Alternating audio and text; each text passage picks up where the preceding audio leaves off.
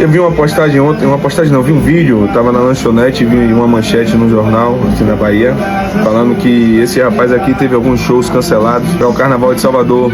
E aí tava passando um vídeo dele, falando, ele se manifestando, né? E que é chato como as pessoas não sabem separar o lado artístico dele, da imagem do pai. Ele critica isso, ele fala que ele tem que honrar o pai e a mãe porque tá na Bíblia. Só que tem uma parada que tá na Bíblia também que a gente não pode esquecer. O que eu faço respinga no futuro dos meus filhos. Isso tá na Bíblia. Não tô julgando, dizendo que é certo ou que é errado. Eu tô dizendo que a palavra de Deus diz assim: se você faz algo errado, você amaldiçoa até a sua 4ª geração, mas se você faz algo correto e age de maneira honesta, Deus vai abençoar até a sua 1000ª geração.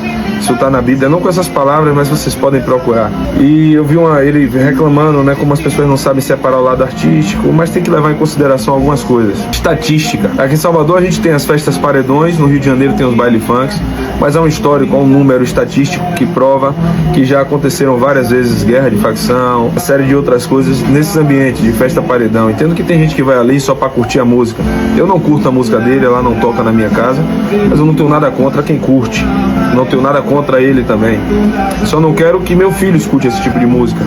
É um direito meu como pai. E eu quero respeito por escolher isso. Eu vou passar para meus filhos, eu tenho a obrigação de passar para meus filhos os valores. E para mim, valores está ligado a tudo. Quando eu falo de valores, não estou dizendo que eu sou melhor que ninguém. É que cada um tem o seu valor. O meu, né, foi passado para mim. E eu quero que ele se perpetue. A maneira que eu faço isso é perpetuando a geração a seguir. E entendo a crítica dele, mas ele é filho de quem ele é. Eu estou falando do pai dele em relação a... Ele pode ter mudado, pode ter tomado outra postura na vida. Eu estou falando em relação... Vamos citar um exemplo aqui.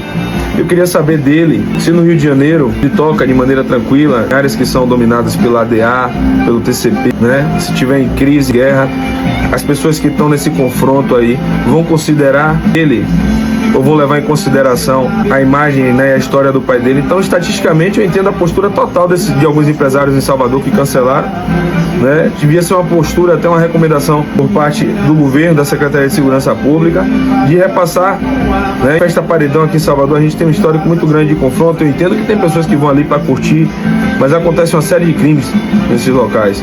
Então, entendo que ele se sinta incomodado, como as pessoas não saibam separar o lado artístico da imagem do pai dele. Mas, infelizmente, tem que ser levado em consideração essas estatísticas. Se você vai fazer um policiamento de uma determinada área, um show gospel, um show de reggae, um show de samba, que todo mundo curte, que não há divisão dessas coisas assim. Eu entendo que o funk também tem, como eu escuto alguns, como Claudinho Bochecha, uns mais antigos assim, que eu acho até que a música é bacana. Hoje eu vejo que tem muita apologia ao uso da droga. Enfim, não estou entrando nesse mérito, porque cada um curte o que quiser. É só uma escolha minha, eu não curti. Mas tem que ser levado em consideração essas estatísticas, né? Os empresários aqui não estão errados não, porque a Bahia hoje ela é dominada por uma série de facção criminosa. Tem várias aqui. Poderia acontecer num show dele, alguém que não tenha maturidade, não saiba separar as coisas, que é do movimento, que se envolve, por saber que ele é filho, poder rolar um conflito, um confronto, né, entre facções dentro do circuito do carnaval. Então tudo isso tem que ser levado em consideração. Entenda a revolta dele, cada um tem a sua opinião. Não tenho nada contra, nem a favor, não conheço. Não tenho nada contra quem curte o tipo de música dele, só não coloco dentro da minha casa. Mas a minha opinião em relação a essas decisões relacionadas à segurança sempre vai ter que levar em consideração a estatística e o histórico de coisas que acontecem dentro desses eventos, né? É muito mais propício a isso. Então, os empresários não têm nada contra ele, nem contra o pai dele.